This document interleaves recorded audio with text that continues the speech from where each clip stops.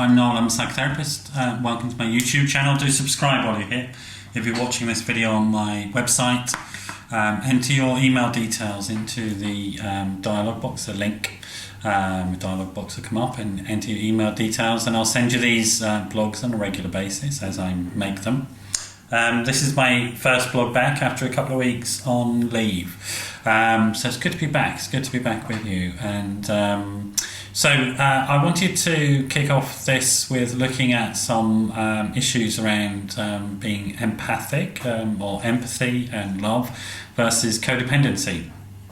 It's an issue that comes up quite a lot in the work I do, but also I guess in life. To what extent do we become unhealthy in our ability to be empathically connected with another person?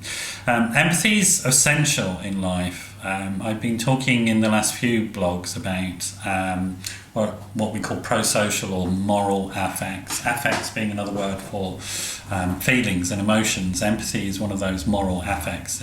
Mother Nature has put it into us to make us be able to connect to each other on a wider social network. So just beyond simple survival stuff such as close family, the capacity to connect with people and feel safe with people and socially interact with people beyond the immediate family is absolutely essential survival skill in life. Empathy is something that often people with personality disorders, and I mean the disorders, lack. Particularly some of the more antisocial and narcissistic personality disorders lack. And looking at that can tell us something about why empathy is useful. When you meet somebody who has no empathy and they strike you as very odd, they can be quite dangerous, people with antisocial personality disorders or narcissistic personality disorders, because they're not able to get into the mind and emotions of other people and understand the pain they're causing from that perspective. So empathy is that ability to put yourself in somebody else's shoes and experience something about what they might be going through. Of course, you don't actually experience what they are going through, but you can get a sense of it from your own experience. You reflect on it from your own experience. And from that perspective, it helps us not to do bad things. And that's why I say it's a moral affect. If you can empathically connect with somebody, you're less likely to do something bad to them because you don't want to have that sort of bad feeling within yourself. It's closely aligned with feelings of disgust, shame, guilt, etc. So empathy is essential in regulating our relationships with each other. Where does that become, though, unhealthy and unhelpful for us in terms of codependency? I guess it's on a scale. We can't say there's a definite point, but one rule of thumb is think about if your empathy is leading you to do things that are damaging to yourself, to try and sort somebody else's life out for them or help them avoid consequences of their behaviour. The most obvious example is if you're involved with an active addict, for example, a codependent, through their empathic response, their feelings for the other person will try and minimise the sort of damage that person's own behaviour is causing. We call that rescuing behaviour, and there's other forms of pathologies or unhealthy behaviours. So rescuing is taking away the consequences from somebody of their own behaviour, which isn't helpful in the long run to somebody. Most of us need to understand that there are consequences to our behaviour, and if we experience the consequences, we then make decisions about whether our behaviour is in our own benefit or not. If we don't experience those consequences, we don't get a sense of being able to make that judgment. We often do that with children, for example, and that's appropriate with children. We minimise the consequences because we protect them, but as we grow, we learn to accept the consequences of our own behaviour. So there are certain forms of behaviour such as that which are more like codependency, sort of codependent helping rather than empathic responses. I think the core of it, though, is this, that empathy comes from the capacity to engage with oneself in a loving manner, to have a sense of oneself as a whole person, and to engage with another person from that perspective. So there's that boundary of me and not me. That exists, that boundary exists.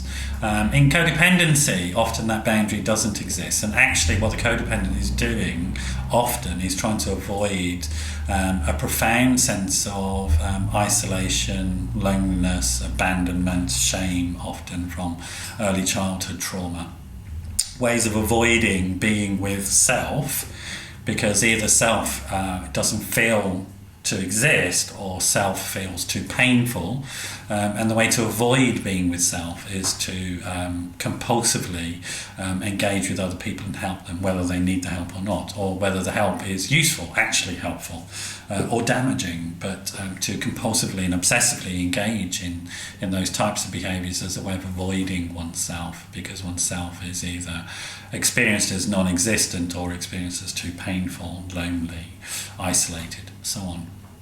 And so there's a compulsion element to it. There's also a self-medicating element to it. Very much like an addict who uses a substance to avoid experiencing difficult feelings or avoid experiencing loneliness or senses of abandonment. It's a similar type of thing, and interestingly, neurologically, it's quite similar as well in terms of the neurochemicals involved of reward and motivation chemicals that are involved. So dopamine is implicated, as well as the reward chemicals such as serotonin and oxytocin, etc., etc. Dopamine itself, of course, is a reward chemical. So the neuroscience of it is fairly similar in the way people act out. So I guess what I'm saying is this, that the codependent is coming from a position of actually, although presenting themselves as helping other people, but actually what they're doing is just trying to help themselves, and in a relatively dishonest manner, to be honest. Whereas an empathic person is genuinely understanding the other person's perspective and thinking about what might help. I hope that's a useful way of thinking about it. Another way of thinking about it is that there are stages of empathic development. If you think about a young child, if you put say 3 or 4 babies in a room together, one starts crying, eventually they all will, relatively quickly they all will start crying. And that's a sort of extreme form of empathy, which we call flooding. Later on, the child develops a sense that they're not crying, they don't need to respond to the crying. And then another stage of empathic development is a child will try and comfort another child when they're upset, in exactly the same way that they like to be comforted themselves. So they might give the toy that helps them feel happy when they're upset. Later on, we grow up, we understand that maybe our own toy isn't the best toy for that other person, that maybe they have their own toys that help and comfort them, and we might then encourage them to go and find that thing which will help them. That's the more mature adult type of empathic response, which is what I'm talking about. So the codependent is stuck at an earlier stage of empathic development as a way of avoiding their own maturational sort of processes, if you like. A lot of complicated words in today's vlog, but it's an important issue. One of the things I think about, one of the tragedies of codependency, I think, is that it hijacks some of these really crucial interpersonal processes, such as this empathic response or loving response, and it becomes a vicious cycle of disconnection actually from relationship. So the person is actually trying to connect but actually avoiding connection through their behaviour. So I hope you found that useful and interesting. I produce these vlogs on a regular basis, so do subscribe, and I hope to see you for the next one. Have a great day. Bye bye.